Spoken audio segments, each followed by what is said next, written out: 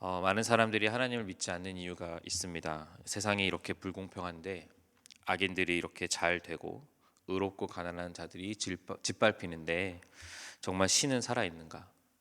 정의는 지연되고 오히려 불법이 승리의 쾌재를 부르는 이 절망스러운 상황이 사실 우리가 오늘도 살아가는 세상인데 과연 신이 있다면 그럴 수 있는가? 이 현실 앞에서는 믿는 우리도 길을 잃고 묻게 됩니다. 과연 하나님은 정말 이 땅을 다스리고 계실까?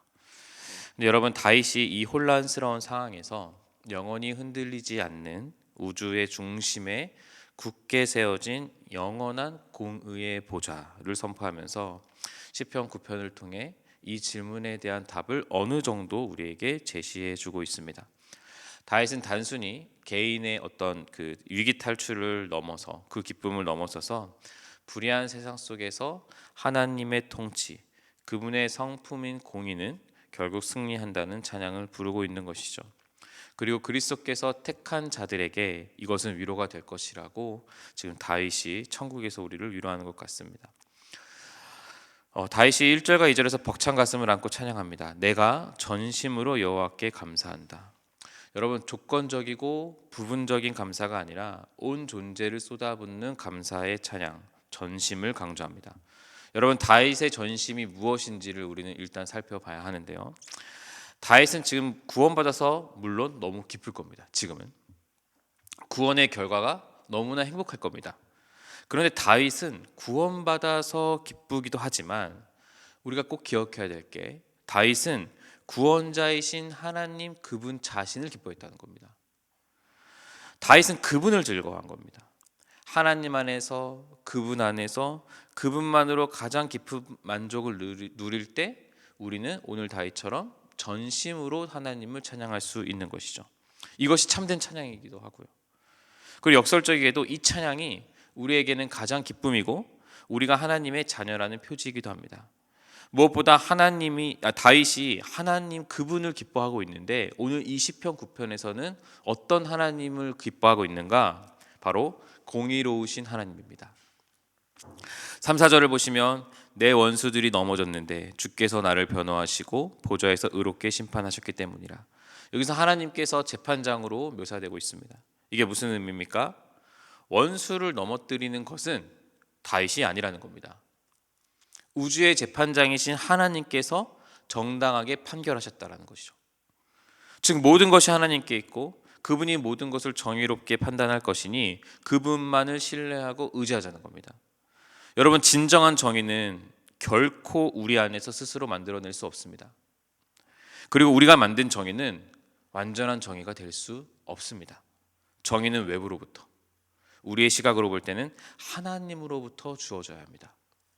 세상의 법정은 뇌물과 권력으로 왜곡될 수 있습니다. 실제 그렇기도 하죠, 안타깝게도.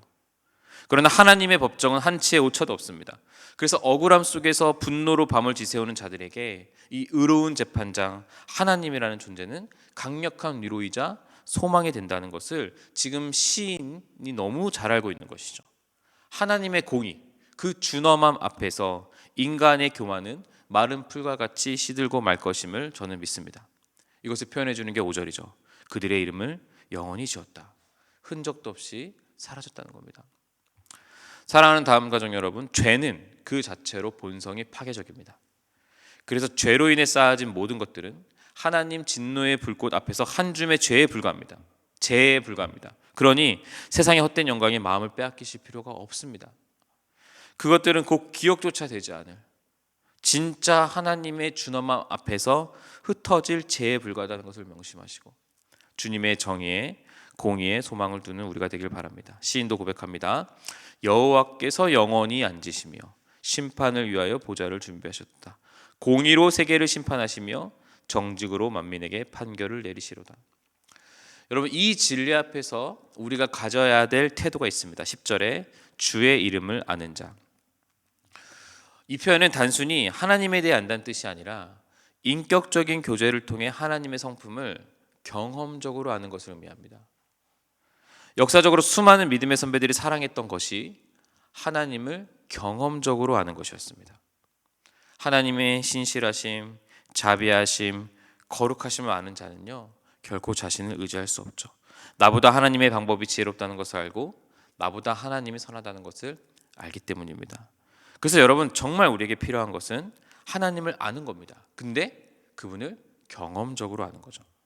그리고 오늘 시인이 경험한 하나님은 공의로운 하나님이었습니다.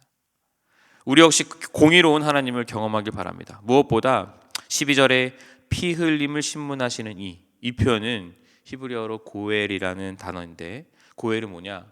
억울함을 벗겨주는, 연약하고 억눌린 자들의 구원자가 되신다는 너무나도 깊은 뜻이 있습니다. 이 하나님께서 우리를 잊지 않으신다는 사실을 기억하시고 그분의 공의를 경험으로 아는 은혜가 있기를 소망합니다. 사랑하는 여러분, 우리가 정말 쉽지 않은 인생을 살아가고 있죠. 때로는 부당하게 느껴지는 대우를 받고, 때로는 모함도 받고, 때로는 억울한 누명을 받기도 합니다. 실제 크게 인생에서 이 때문에 다치는 일이 우리 가운데 있습니다. 그때 오늘 시편 9편을 기억하시기 바랍니다. 하나님의 공의는 여전히 생생하게 살아 있습니다. 우리는 하나님의 공의가 먼 미래에 일어날 일이라고 생각합니다. 물론 그때는 완전한 공의가 이루어지죠. 하지만 하나님의 공의는, 다윗이 오늘 고백하는 하나님의 공의는 지금도 살아 있습니다. 그래서 다윗이 1, 2절에서 찬양할 수 있었던 겁니다. 다윗은 그분의 공의를 경험적으로 알게 되었습니다. 그래서 우리도 그분의 공의를 경험적으로 알면, 그분의 의로움을 경험적으로 알면 이 땅에서 한 줌의 재처럼 흩어질 인생일지라도 위로받을 수 있다는 거죠. 다윗이 19절에서 이런 기도를 하죠. 여호와여 일어나사 인생으로 승리를 얻지 못하게 하시며. 여기서 인생은 유한하여 죽을 수밖에 없는 인간을 의미합니다.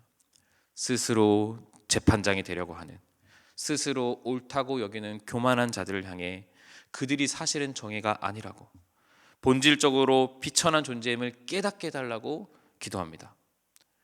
우리입니다. 우리 모두 여기에서 표현한 인생임을 인정하셔야 됩니다. 낮아지고 낮아져야 합니다. 이때 주님의 공의를 경험할 수 있는 은혜가, 경험적으로 알 수 있는 지식이 시작되는 겁니다. 우리가 유한하다라는 거, 우리가 참 부족하다는 거, 우리가 본질적으로 비천한 존재인다라는 것을 우리가 인정할 때 하나님의 공의를 경험할 수 있는 겁니다.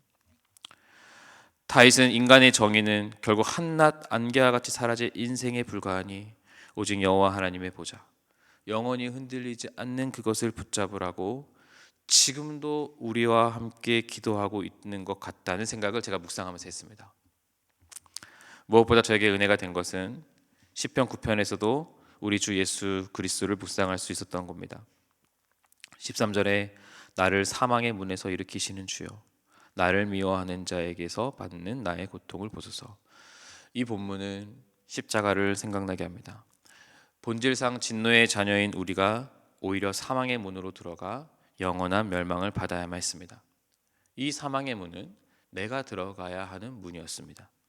그러나 죄 없으신 우리 구주 예수 그리스도께서 이 문으로 들어가셔서 나 대신 이 문을 통과하셔서 우리가 주님을 기뻐할 수 있게 되었다는 진리를 우리는 오늘날 마주하고 있는 겁니다. 시온의 문, 바로 예배의 자리에서 주님을 기뻐할 수 있게 되었다는 진리를 우리는 오늘 마주하고 있는 겁니다. 결국 모든 것을 공의롭게 이루시고 주님을 기뻐할 수 있게 되었다는 진리를 여러분 오늘도 마주하시길 바랍니다. 이 진리가 오늘 여러분에게 있어서 주님을 기뻐하고 그분의 공의를 오늘 경험적으로 아는 지식이 있기를 주님의 이름으로 소망합니다. 그리스도께 오십시오. 그리스도만이 참된 공의이십니다. 기도하겠습니다. 걸어가신 하나님, 공의와 사랑으로 온 우주를 다스리시는 하나님, 우리가 발딛고 사는 이 세상은 불의가 승리하는 듯합니다. 죽음의 권세가 우리를 위협하는 듯합니다. 그러나 영원한 보좌에 앉으신 주님만을 우리의 시선에 두게 해주시고, 교만한 우리는 스스로 무엇이라도 된 것처럼 착각하지만 오늘 다윗이 고백한 것처럼 덧없는 인생, 유한한 인생을 직시하고 영원하신 하나님을 인정하는 그런 참된 주의 자녀가 될 수 있도록 인도하여 주옵소서. 무엇보다 우리를 사망의 문에서 건지시기 위해 십자가의 고난을 당하신 예수님, 그 예수님의 은혜를 오늘 경험적으로 깊이 아는 은혜가 있게 해주시고 어떤 환난 속에서도, 어떤 불의 속에서도 어떤 아픔 속에서도 주를 온전히 의지하며 기뻐하는 자가 되도록 오늘 다윗의 시편 1절 2절처럼 주님을 전심으로 찬양하는 하루 될 수 있도록 인도하여 주옵소서. 예수님의 이름으로 기도합니다.